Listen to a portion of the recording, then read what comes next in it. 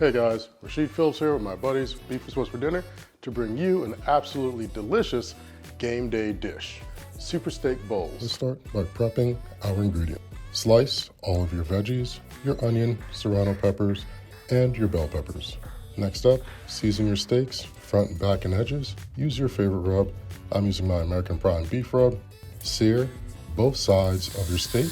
We're going for roughly 90 seconds each side. Remove, set aside to rest. We're going to cook our veggies in the same skillet, allowing it to capture all that delicious flavor. Once sauteed, nice and soft, remove and start to build out our super steak bowls. Add your sliced steak, peppers, and top it off with pepper jack cheese. Slide into the oven at 400 degrees.